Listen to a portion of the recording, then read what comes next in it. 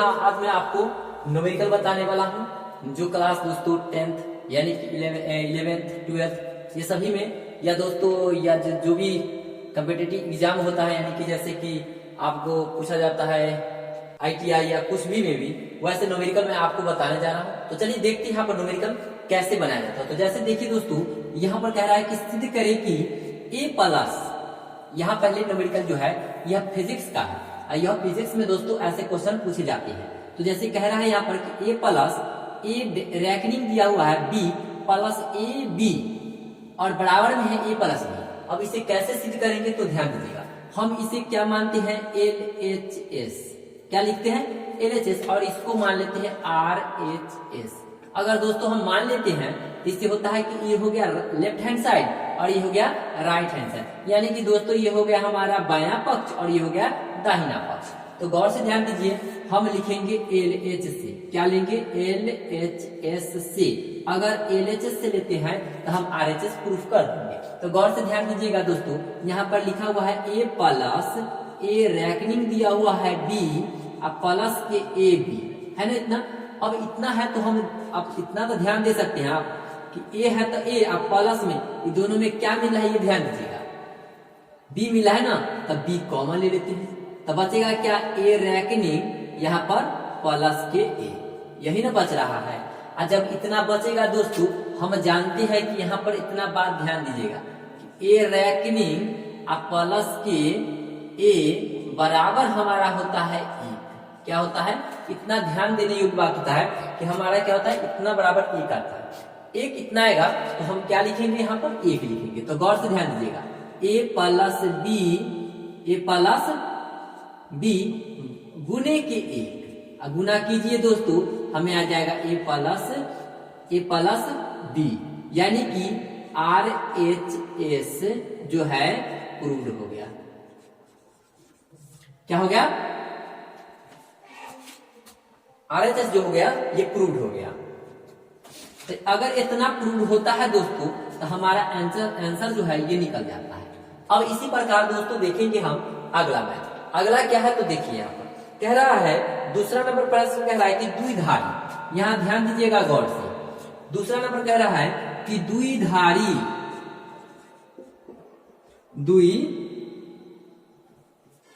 यहाँ पर लिखा हुआ है द्विआधारी, क्या है द्विआधारी संख्या जो है यह है 0110 तथा दोस्तों यहाँ पर दिया हुआ है 0101 का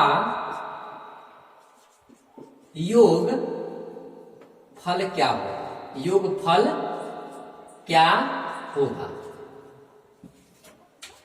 अब गौर से ध्यान दीजिएगा दोस्तों, इतना दे दिया है हमें संख्या, अब इसका योगफल क्या होगा। तो योगफल कैसे ज्ञात करेंगे दोस्तों, यह आपको सीखना होगा। कैसे सीखेंगे तो यहाँ ध्यान दीजिएगा दोस्तों कि इससे आपको अच्छी तरह से समझ में आए। जैसे कि आपने इससे पहले मैंने एक वीडियो बना दिया हूँ जिसमें दोस्तों द्विधारी संख्या कैसे ज्ञात किया जाता है, उसको आप देख लीजिएगा। जो दोस्तों इस वीडियो के नीचे डिस्क्रिप्शन में लिंक दिया गया होगा, वहां से आप देख सकते हैं। तो दोस्तों यहाँ देखिए कि यहाँ पर जो दिया हुआ है यह संख्या, यह इतना संख्या दिया हुआ है ना, यह संख्या जो है ये दे दिया गया है संख्या। यह देखिए आपको हम सिखाए थे 1 2 4 8 16 और उसके बाद 64, इतना बात तो सिखाए थे हम। तो इसको बैठा लीजिए ना पहले, तो इसका क्या होगा, तो 1 ही आएगा, 0 ही आएगा 1, तो 4 1 5, यानी कि यह जो है यह कितना का है 5 का है। यानी कि दोस्तों हम यहाँ पर रफ करके देख लेते हैं कि कैसे आता है। तो ध्यान दीजिएगा 0 1 0 1। अब दोस्तों यहाँ पर इसका है हमारा कितना 5। अब इसका बैठाइए, यहाँ ध्यान दीजिएगा 0 1 1 और 0, तो ये दोनों तो हमें 0 लेना नहीं है, तो 4 और 2 6, तो 6 इसको जोड़ लीजिए, यानी कि 0 1 1 0, इसका आएगा 6 6 5 कितना होता है 11। यानी कि अब हमारा पूछ रहा है कि 11 का संख्या क्या होगा, 11 कैसे आएगा, 11 कैसे आएगा। तो यहाँ ध्यान दीजिएगा 11 क्या आएगा, वही क्वेश्चन कर रहा है कि द्विधारी संख्या इतना का योग क्या होगा। तो इसको कैसे जोड़े कि हमारा 11 प्राप्त हो सकता है। तो जोड़िए ना, यहाँ ध्यान दीजिएगा ये कितना है, जोड़िए 10 1 11, यानी कि 1 1 1 यहाँ 0 बैठा दीजिए। अब देखिए 8 2 10 1 11, यानी कि हमारा इतना संख्या आएगा, कितना आएगा 1 0 1 1, इतना हमारा संख्या प्राप्त होगा। कितना के लिए, 11 के लिए। अगर इतना को आप जोड़ते हैं तो हमें कितना प्राप्त होना चाहिए, 1 0 1 1, कितना प्राप्त होना चाहिए 1 0 1 1। तो आप इस तरीका से भी जोड़कर ज्ञात कर सकते हैं। कैसे, ऐसे यहाँ पर लिख लिए और यहाँ पर जोड़ लिए, जैसे कि इसका निकाल लिए पहले तो 5, फिर इसको निकाल लीजिए 6 6 5 11, 11 की क्या होगा तो यहाँ से निकाल लीजिएगा। कैसे, 11 कैसे आएगा, जो 2 1 3 8 3 11, यानी कि यहाँ से 1 लिख लीजिए, यहाँ 0 और 1, यानी कि हमको इन दोनों के जोड़ का जो होगा से इतना प्राप्त होना चाहिए, और होना ही हो, यानी कि होना ही है। क्योंकि देख ही लीजिए ना, आपको जोड़ को हम बता देते हैं। जैसे यहाँ लिखिए योग है तो 0 1 1 0, इसको लिख लीजिए 0 1 0 1। अब जोड़िए, जोड़ना ना है तो जोड़िए, 1 के 1 होगा, 1 के 1 होगा, ये तो कन्फर्म है, 1 के 1 1 के। लेकिन 1 का 1 2 होता है ना 2, लेकिन हम 2 नहीं लिखते हैं। द्विधारी में 0 न तो 1 का ही प्रयोग करते हैं, और जब द्विधारी में 0 और 1 का प्रयोग करेंगे तो 2 कैसे आप लिख लीजिएगा। अगर 2 लिखते हैं तो आपका मैथ गलती होगा, कन्फर्म है गलती होगा ही। तो दोस्तों हम यहाँ पर ध्यान दीजिएगा, हम यहाँ रफ कार्य पर जो बता रहे हैं यहाँ ध्यान दीजिएगा। क्या कर रहे हैं कि जब 2 होगा ना तो 2 का अर्थ होता है दहाई, 2 का अर्थ क्या होता है दहाई, माने कि 10। यहाँ ध्यान दीजिएगा, 2 का 10, तो यहाँ लिखेंगे 2 का 10, बस 0 0 तो कुछ होता नहीं है, तो कभी तो 2 का लिखेंगे क्या 10, यानी हमारा देखिए ये संख्या प्राप्त हुआ, ये संख्या प्राप्त हुआ ना, तो यहाँ पर हम इतना बात लिख सकते हैं 2, और यही हमारा आंसर होता है। यानी इस प्रकार हम द्विधारी का योग ज्ञात करेंगे तो करेंगे, और आपको सिखा के ही रहेंगे। गलत की द्विधारी कन्फर्म है कि फिजिक्स में पूछा जाता है। तो चलिए देखते हैं दोस्तों, इसी प्रकार तीसरा नंबर मैथ क्या है। तो तीसरा नंबर देखिएगा, ध्यान दीजिएगा, थोड़ा सा ध्यान दीजिएगा तो समझ में आ जाएगा। कह रहा है कि 99, यहाँ पर 10 दे दिया, 10 का अर्थ क्या, दाशमिक कह रहा है दोस्तों, ये दाशमिक संख्या दे दिया है, 99 का दाशमिक दे दिया है को कह रहा है को द्विआधारी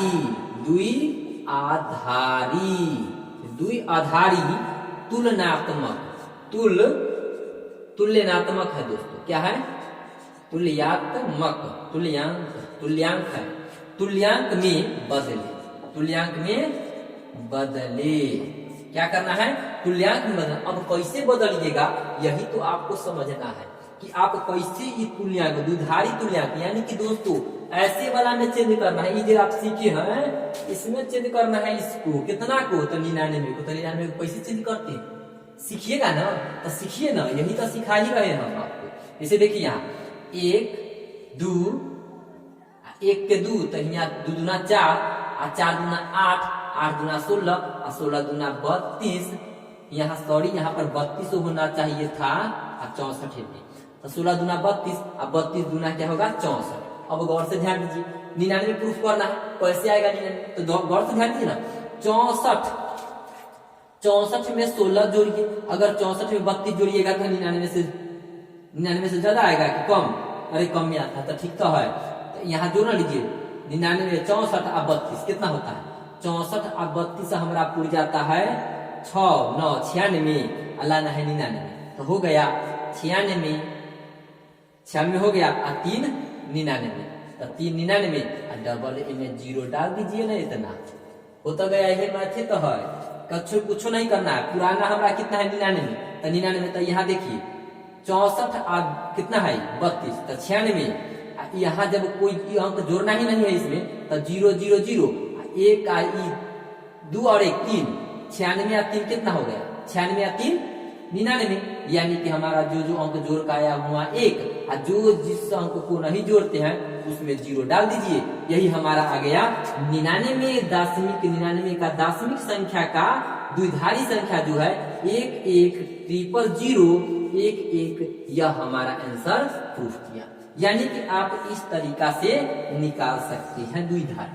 तो आपको तो यहाँ हम आपको ट्रिक पर ट्रिक बता रहे हैं ताकि आपको समझ में आ जाए और मैथ अच्छी तरीका से समझ में आ सकेगा। तो दोस्तों ये तो हमारा मैथ बन गया, लेकिन उसी प्रकार दोस्तों हम देखेंगे अगला मैथ। अगला क्या है, तो चौथा नंबर मैथ है। अब चौथा कैसे देखिएगा, तो चलिए इधर आते हैं, यहाँ देखिएगा, ध्यान दीजिएगा चौथा नंबर मैथ पर। कह रहा है कि किसी तत्व के रेडियो एक्टिविटी, किसी तत्व के रेडियो एक्टिविटी विघटन नियतांक की गणना करें जिसकी अर्ध आयु 20 वर्ष है। यह क्वेश्चन लिखेंगे नहीं दोस्तों, मैं आपको बता देता हूं, अगर आप लिखना चाहते हैं तो आप लिख भी सकते हैं, क्योंकि हम पढ़ रहे हैं तो आप लिख भी सकते हैं। जैसे कि आप लिख सकते हैं ऐसे, इस तरीके कि हम आपको बोलकर भी लिखा सकते हैं, या दोस्तों आप वीडियो को रोक कर भी लिख सकते हैं। जैसे कि यहाँ पर देखिए क्वेश्चन है कि किसी तत्व के रेडियो एक्टिव विघटन नियतांक की गणना करें जिसकी अर्ध आयु 20 वर्ष है। तो दोस्तों हमें अर्ध आयु दिया हुआ है, 4 नंबर देखिएगा, अर्ध आयु, अर्ध आयु जो है दोस्तों यह हमारा दे दिया है कितना, तो अर्ध आयु जो है यह दे दिया है हमें 20 वर्ष। अर्ध आयु को हम दोस्तों टी भी कह सकते हैं, टी से सूचित करते हैं, और इसे 20 वर्ष हमें दे दिया है। कितना दे दिया है, 20 वर्ष। अब हमें कह रहा है कि 20 वर्ष दिया हुआ है तो रेडियो एक्टिविटी विघटन की यानी कि नियतांक ज्ञात करना है। तो कैसे, तो देखिए इसका अर्ध आयु यानी कि टी बराबर जो होता है ना दोस्तों, यह सूत्र होता है हमें 0.6931 अब बट्टा में लेमडा, यह हमारा सूत्र होता है। अब इस सूत्र जब लगाइएगा ना तो आपको मैथ हल हो जाएगा। तो कैसे कीजिएगा, तो ध्यान दीजिए, हमें तो अर्ध आयु टी दिया हुआ है, तो गौर से ध्यान दीजिए, इसी पर बैठा दीजिए डायरेक्ट, कोई जरूरी नहीं कि इसको इधर लाइए इसको इधर लाइए, बैठाइए यहीं पर। तो देखिए यहाँ पर लिखेंगे, क्या लिखेंगे, तो गौर से ध्यान दीजिएगा, यहाँ पर 20 टी है तो 20 टी की प्राप्त है तो 20, 0.6931 अब बट्टा में लेमडा है तो लेमडा, एकरा इधर लाइए, तो लाइए ना इधर लाएंगे, इसको इधर लाएंगे, यानी कि गुना में तो भाग में, भाग में तो गुना में, तो चलिए लाइए, चाहे क्रॉस गुना कीजिए ना इसमें, तो ये हो जाएगा 20 लेमडा बराबर 0.691। अब गुना में तो भाग में तो ला सकते हैं ना, अब तो आसान हो गया। लाइए लेमडा बराबर हो जाएगा क्या दोस्तों, 0.6931 बट्टा में 20। अब इसको भाग करना है, कीजिए भाग। अब भाग कीजिएगा दोस्तों, बहुत ही आसान आंसर है। तो लेमडा बराबर आ जाएगा हमें कितना, तो लेमडा बराबर कुछ नहीं है दोस्तों, इसको अगर भाग करते हैं तो हमें भाग फैला जाएगा। आप 2 से कर दीजिए भाग, आंसर निकल जाएगा। बस कुछ नहीं करना है, 2 से भाग करना है बस। 0 क्यों, तो 0 से हम 0 बैठा लेंगे, आंसर हमारा प्रूफ कर देगा, और हम बैठा सकते हैं यहाँ पर 2 से भाग कर सकते हैं। तो देखिए यहाँ पर 0.0 3 दूना के 6 और 4 दूना के 8 होता है ना दोस्तों, 3 दूना के 6 4 दूना के 8 है, यहाँ पर बचेगा हमारा 1, तो 6 दूना के 12 1 यहाँ पर लिख दीजिए, तो 1 हो गया। तो यहाँ पर कितना आ जाएगा हमारा, तो देख लीजिए यहाँ पर 5 दूना के 10, यानी कि इससे आगे हमारा जाना जरूरी नहीं है, हमारा आ गया वर्ष। क्या पूछ रहा था क्वेश्चन में, तो वर्ष, तो वर्ष में तो यानी कि प्रति वर्ष हमारा आंसर हो गया, प्रति वर्ष,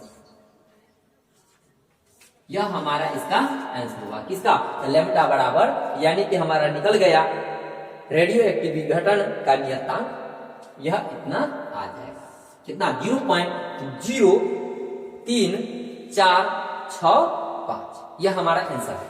अब इसी प्रकार दोस्तों हम देखेंगे आगे मैथ, यानी 5वां नंबर मैथ बनाएंगे, और 5वां क्या कह रहा है वो सुनिए।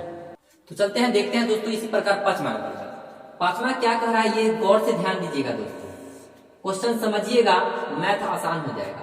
क्वेश्चन कह रहा है दोस्तों कि एक वर्ण प्रकाश का प्रकाशित पथ समान है यदि यह 2 सेंटीमीटर मोटाई वाली कांच से अथवा 2.25 सेंटीमीटर पानी से होकर गुजरता है, यदि पानी का अपवर्तनांक 1.33 हो तो कांच का अपवर्तनांक क्या होगा।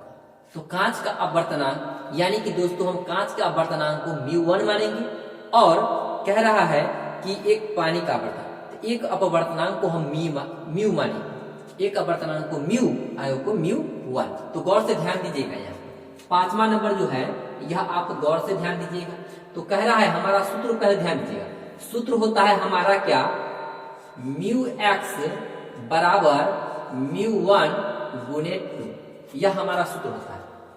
और इसी पर हम बैठाएंगे मैथ, और कैसे बैठाएंगे तो गौर से ध्यान दीजिए, एगो μx है एगो μ1 है, यानी कि ये सूत्र है हमारा। यानी कि दोस्तों हम यहाँ पर लिख सकते हैं म्यू बराबर हमारा क्या है, तो आप देख ही रहे थे कि म्यू बराबर हमारा है दिया हुआ है, कितना है दिया हुआ, तो 1.33 क्या है 1.33। यहाँ पर लिख लेते हैं 1.33। अब दूसरा है दोस्तों, तो यह जो है अपवर्तनांक, यानी कि कह रहा है कि कांच का अपवर्तनांक, तो कांच का अपवर्तनांक यानी कि x माने थे, कांच का अपवर्तनांक जो है यह क्या माने थे x। तो अब हम इसको x मानते हैं, तो x हमारा क्या हो जाएगा, x हमारा हो जाएगा 2.25 हो जाएगा सेंटीमीटर में, क्या है सेंटीमीटर में, तो सेंटीमीटर लिख लीजिए। अब कह रहा है कि म्यू1, दूसरा है दोस्तों म्यू1 बराबर हमारा क्या हो जाएगा, तो म्यू1 जो है हमारा म्यू1 है, यह हमारा हो जाएगा, ध्यान दीजिएगा कि म्यू1 जो हो जाएगा, यहाँ पर दिया हुआ है, कितना दिया हुआ है, तो हमारा म्यू1 जो है यह दिया हुआ है, सॉरी हमें म्यू1 तो हमें ज्ञात करना है, क्या करना है ज्ञात, तो म्यू1 बराबर व्हाट हो जाएगा, हमें निकालना है। तो चलिए यहाँ पर अब ये सूत्र जो बताए थे यहाँ पर मान बैठा दीजिए। चलिए आइए तो देखते हैं मान बैठाकर, तो मान क्या बैठाएंगे, तो म्यू, तो यानी कि 1.33 गुने 2.25 अब बराबर में म्यू1 गुने 2, गुना में है तो भाग में लाइए ना, फटाफट काम हो जाएगा तेजी में।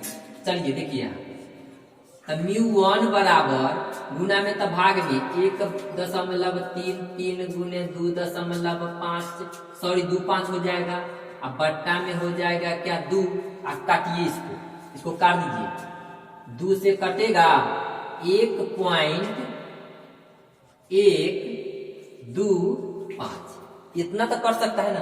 और जब इतना कटेगा तो गौर से ध्यान दीजिएगा, यहाँ लिखेंगे म्यू1 बराबर, इसको अगर गुना करते हैं आप इस दोनों को कैसे, तो यहाँ देख लीजिए, यहाँ लिख देते हैं 1.33 गुने 1.125। अगर दोस्तों इन दोनों को गुना करते हैं आप तो हमारा क्या प्राप्त होगा, तो यहाँ लिखना लीजिए म्यू1 बराबर हमें प्राप्त हो जाएगा, तो क्या होगा गुना कीजिए तो प्राप्त होगा 1.66 लगभग ये हमारा आंसर होगा। तो इस प्रकार हम दोस्तों न्यूमेरिकल बनाना सीख सकते हैं। हमें विश्वास है कि आपको न्यूमेरिकल समझ में आया होगा और सटीक समझ में आया होगा, क्योंकि दोस्तों मैंने आपको बहुत आसान तरीका बताया हूं, तो समझ में आना ही चाहिए। तो दोस्तों यह वीडियो आपको अच्छा लगा हो तो दोस्तों या आप इस वीडियो पर या दोस्तों ये चैनल पे आप नए हो तो मेरे चैनल को सब्सक्राइब करें, वीडियो को लाइक करें और अपने दोस्तों में शेयर करें।